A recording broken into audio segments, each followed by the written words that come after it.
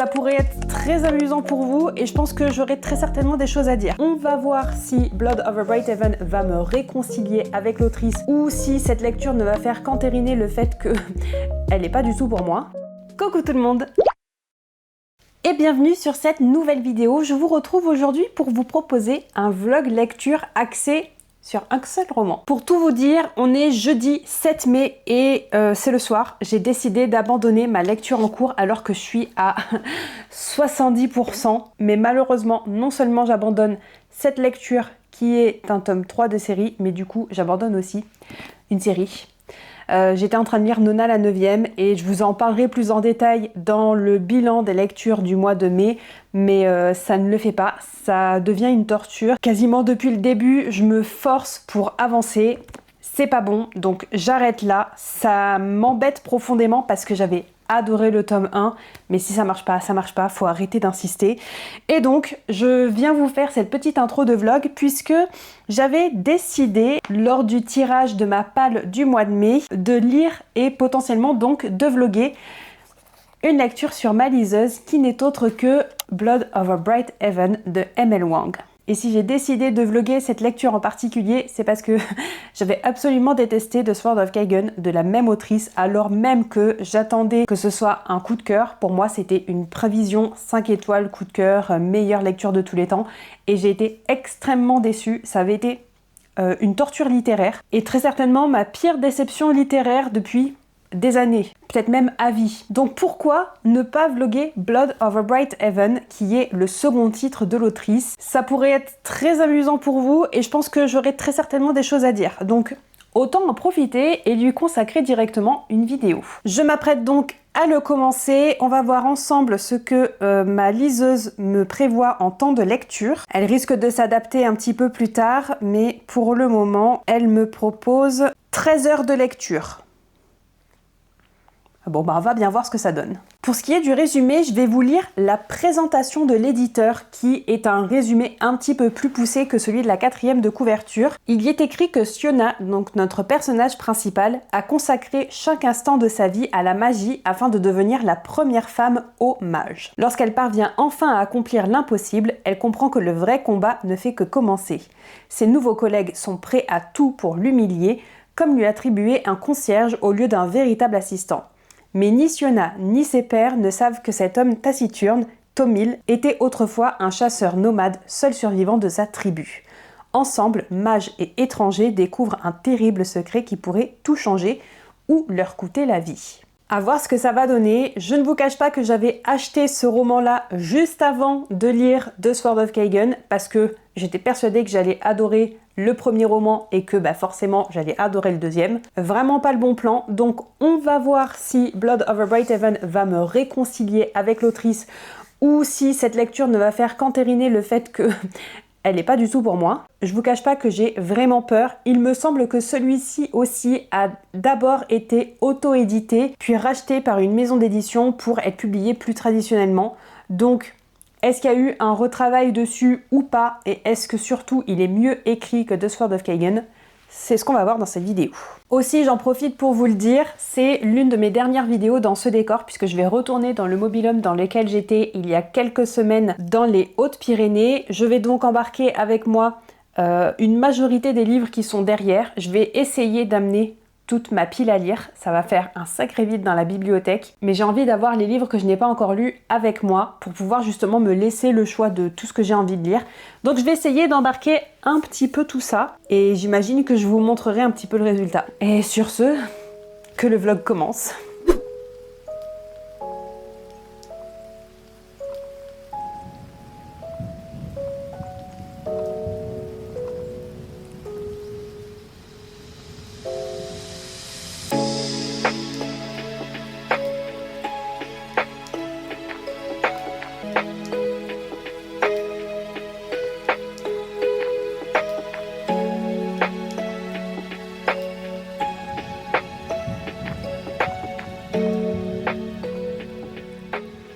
Je viens vous faire un mini update en préparant ma pomme dégueulasse parce que je vais la faire un peu cuire au four avec de la cannelle. Les pommes en ce moment elles sont pas super bonnes donc on fait comme on peut. Bref, petit update parce que j'ai lu juste un premier chapitre de Blood Over Bright Heaven. Donc je suis pas loin, hein. Je suis à 3% je crois. Ouais, c'est ça, 3%. Un premier chapitre et ML Wang, elle m'a ravagé le cœur. Je m'attendais pas du tout à ça puisque je vous l'ai dit dans l'intro, mais je m'attends à pas aimer ce roman parce que j'avais vraiment détesté sa façon d'écrire et sa façon d'amener les choses dans The Sword of Kagan. Et donc je m'attends à un petit peu la même chose avec Blood Over Bright Heaven, sauf que du coup pour ce premier chapitre en tout cas ça n'a pas du tout été le cas. Donc j'espère que je vais continuer à être positivement surprise avec la suite du roman.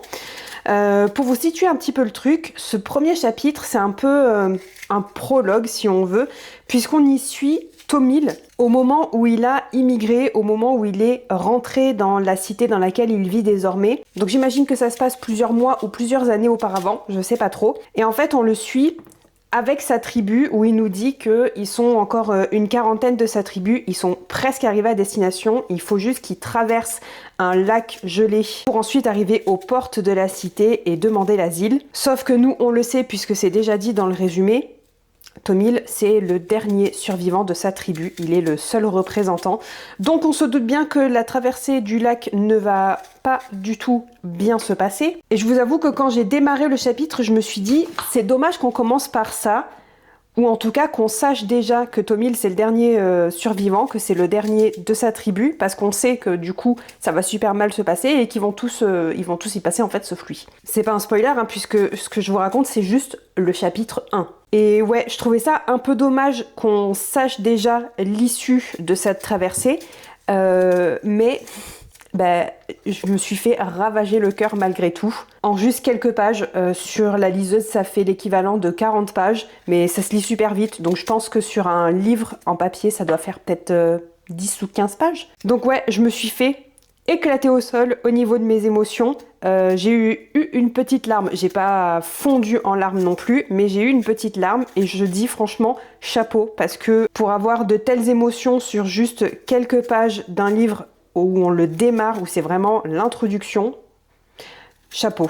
Donc c'est pour ça que je vous dis, j'espère que la suite sera à la hauteur. Pour le moment, sur ces quelques pages, j'ai pas du tout retrouvé tout ce qui m'avait posé problème avec The Sword of Kagan, donc voilà.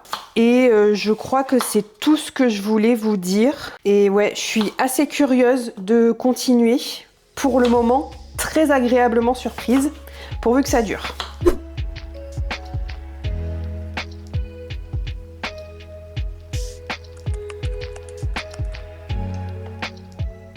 Petit update en pyjama, évidemment, et avec un équilibre précaire puisque vous êtes littéralement posé sur une poignée de fenêtres. On fait comme on peut avec la luminosité qu'on a. Ça fait un petit moment que je dois vous faire un update parce que je suis arrivée à 43% de ma lecture. J'ai pas mal lu ce matin, j'allais dire un petit peu, mais en fait j'ai quand même avancé. Et si j'ai tardé à vous faire un retour, c'est parce que hier ça a été la journée du trajet puisque je suis de nouveau en mobil-home.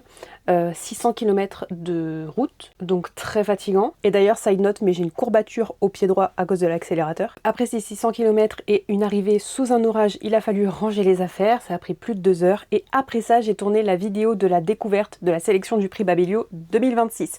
Donc autant vous dire qu'hier, j'ai pas lu et j'avais la flemme de venir vous faire un update. Donc je fais ça aujourd'hui. Et je dois vous avouer que ça fait un petit moment que j'ai envie d'abandonner ma lecture, depuis environ les 30%. Et attention, si je dis un abandon, c'est pas un abandon aussi sévère qu'avec The Sword of Kagan, on s'en souvient malheureusement, mais je suis pas tout à fait investie dans ma lecture et en ce moment j'en ai un peu marre de perdre du temps dans des lectures que j'apprécie pas forcément. J'ai tendance à pas mal abandonner ces derniers jours et j'ai partiellement envie de faire ça avec cette lecture, mais pour le bien de ce vlog, je m'accroche et je vais jusqu'au bout. Et la raison principale pour laquelle je veux abandonner cette lecture, c'est que je ne comprends rien au système de magie. J'ai été larguée assez rapidement. Il y a un moment où je me suis dit « Ah, ça y est, j'ai compris » et puis en fait, c'est passé aussi sec.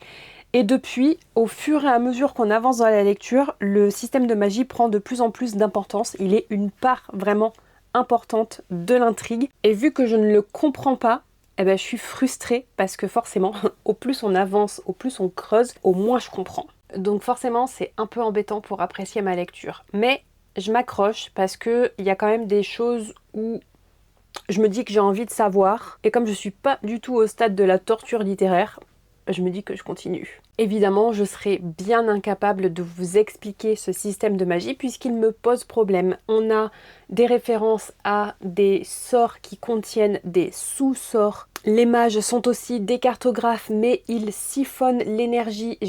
Je n'ai rien compris. Les mages écrivent leurs sorts sur des incantographes, je crois bien, qui sont tout simplement des machines à écrire, mais j'ai pas compris comment ils font pour écrire leur sort et qu'ils l'envoient dans le monde réel pour faire de la magie.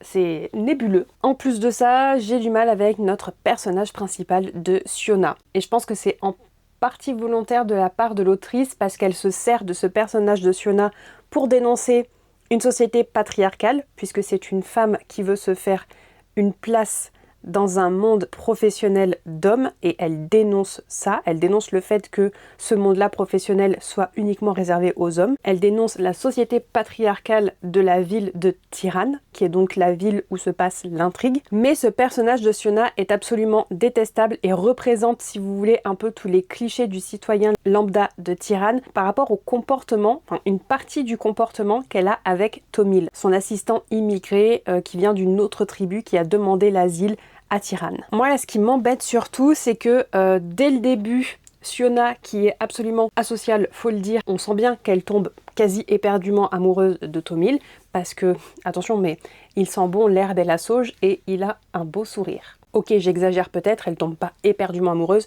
mais elle a très fortement envie de se rapprocher de lui. Et dans le même temps, elle se met des barrières qui sont faut le dire, profondément raciste, puisqu'il représente tout simplement limite une sous-race humaine, parce que les Quen dont est issu Tomil, ce sont des bons à rien qui se reproduisent comme des rats et qu'on ne peut utiliser que comme main-d'œuvre pas chère, qu'on peut jeter, qu'on peut mutiler, qu'on peut même tuer par accident ou pas, et ne pas rendre de compte. Et évidemment, je vous fais un update alors que j'ai plus de batterie. Je reprends là où je crois que j'en étais, mais du coup, j'aime pas ce personnage de Siona parce que d'un côté, on est censé l'apprécier parce qu'elle se bat pour avoir une place dans sa propre société, et de l'autre côté, elle est absolument méprisante, raciste, désagréable envers Tomil, alors même qu'elle est attirée par lui.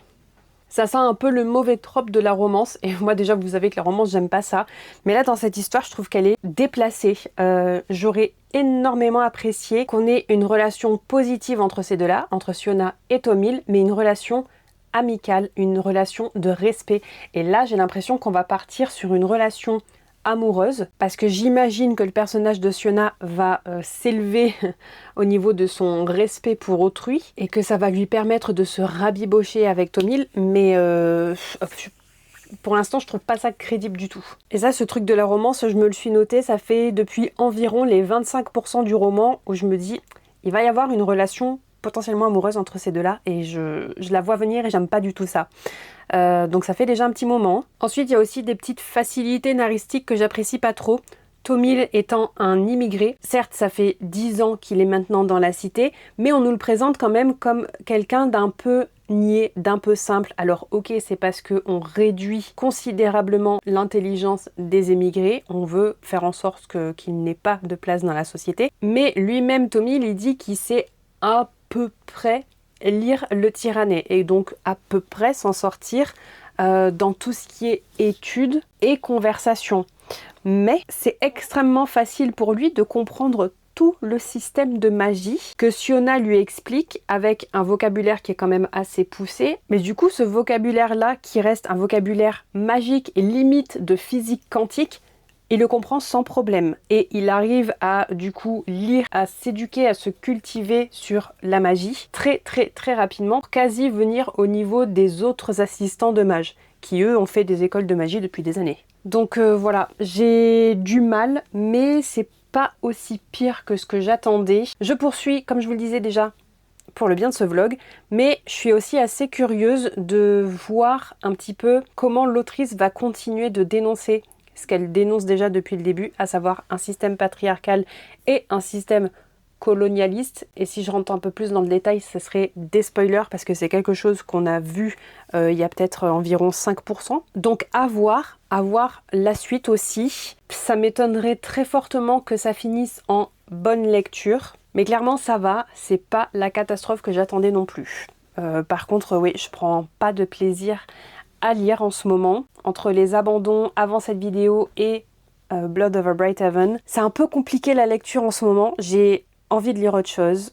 J'ai réussi à choper le tome 5 de Dungeon Crawl. Je rêve de le lire. J'ai très envie de sortir de ma palle Le Temps de la Terreur, le nouveau John Gwynne. Et je vous avoue que c'est un peu contre-productif à la fois pour mes envies de lecture, mais aussi juste pour me faire du bien de lire Blood Over Bright Heaven. Mais je veux le continuer jusqu'à ce que vraiment j'en tienne plus, évidemment, ou alors que je le termine. Mais j'ai aussi envie de vous le proposer dans un vlog spécifique où je lirai très certainement la sélection imaginaire du prix Babelio 2026. Et il fait partie de cette sélection, donc je me dis que ce serait vraiment très bien si j'arrive à le terminer. Il me reste encore 7 heures de lecture, il me semble. Ça va me prendre au moins 3 jours, si ce n'est plus. Ça dépend de ce que la vie me réserve pour ces prochains jours. Moyennement emballée, et je vous cache pas que j'ai vraiment envie de lire autre chose en ce moment. Je vais continuer ma lecture, je vais essayer d'avancer et on s'en reparle, j'espère, quand je l'ai terminé. Sinon, ça voudrait dire que je l'ai abandonné. On va bien voir.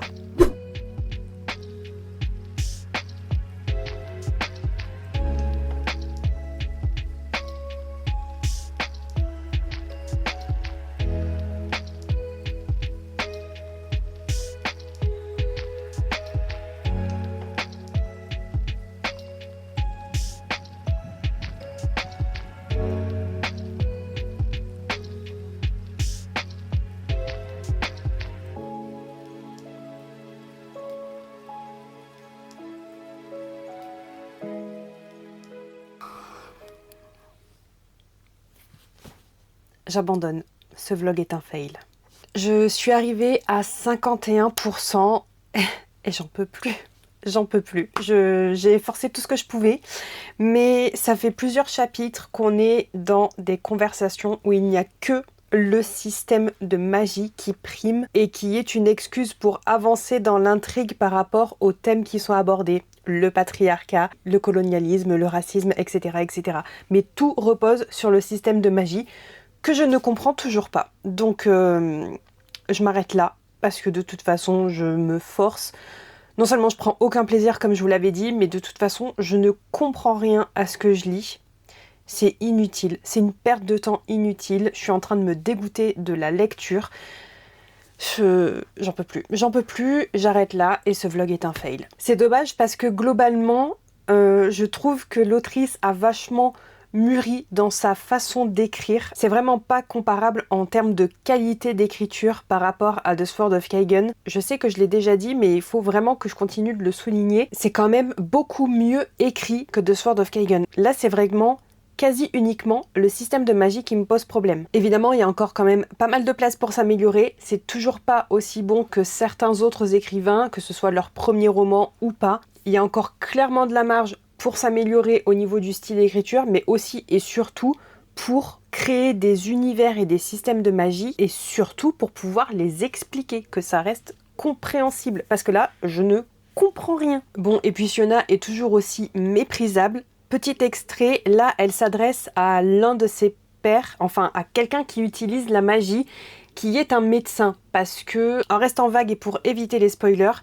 elle a compris certaines choses par rapport au système de magie qui l'ont mis, j'allais dire, extrêmement mal à l'aise, mais c'est bien plus que ça, puisque elle le vit très très très mal. Et en guise de remise en question, elle est en train de partir en dépression, elle passe pour une folle dans son entourage, et elle décide même à un moment de sauter par la fenêtre et de terminer avec la vie. Donc, sa famille appelle un médecin alchimiste, évidemment, on est toujours dans la magie, et il y a une conversation autour de la magie avec ce médecin, où évidemment le système de magie prend encore toute la place, et où évidemment j'ai encore rien compris. On creuse, évidemment Siona étant la plus intelligente du monde entier, elle sait mieux que le médecin ce qu'il a étudié et comment mettre en pratique sa magie. Après, bon, ça peut faire sens parce que c'est important dans l'intrigue, mais la façon de faire m'a vraiment pas plu. Petite citation, elle dit ça texto au médecin. Elle lui dit: je pensais qu'en tant qu'utilisateur avancé de la magie, vous feriez une bonne doublure pour mon assistant, mais mon Dieu, il n'est pas étonnant que le fils du boulanger se soit donné la mort. Vous devez être l'interlocuteur le plus ennuyeux que j'ai jamais rencontré. Personnage prétentieux au possible, alors même qu'elle dénonce systématiquement le même caractère, la même attitude des mages hommes envers elle. Bref, oui, je sais, évidemment, c'est pour montrer qu'il va y avoir une évolution du personnage, mais j'aime déjà pas le personnage à la base, et là je suis à un stade où je m'en fous. Je m'en fous, je veux lire autre chose. Autre petit extrait, là elle s'adresse à Thomil, donc c'est un petit peu avant, puisque c'est au moment où elle se dispute pas mal avec celui-ci, par rapport au système de magie, qui est apparemment intrinsèquement lié à la religion. Ne me demandez pas, j'ai toujours pas compris. Elle lui dit: comment pouvez-vous ne pas croire en Dieu? Vous êtes une personne raisonnable. Autre forme de mépris envers Thomil, et là c'est une citation de la narration. Elle se retrouva à dire: bien sûr, désireuse de savoir ce qu'un Quen à peine alphabétisé pourrait bien tirer des écrits de Northwith. Voilà, j'aime pas le personnage, j'aime toujours pas la relation entre les deux, puisqu'ils ne font que se disputer à propos du système de magie incompréhensible. Et maintenant, tout repose sur ça, donc je suis désolée, mais j'abandonne à un petit peu plus de la moitié, 51,4% précisément.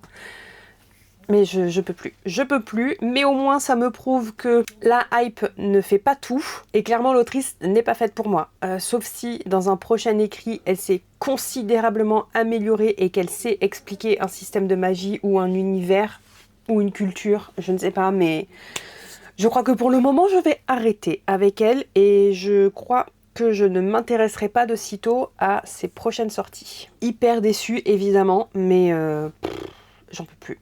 Je n'en peux plus.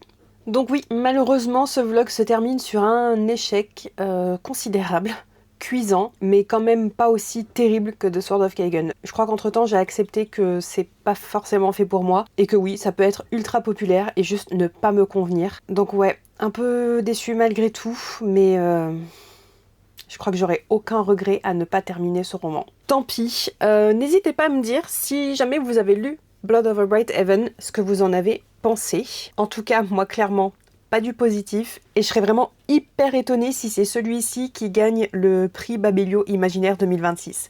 Très étonnée et même très déçue, je vous l'avoue.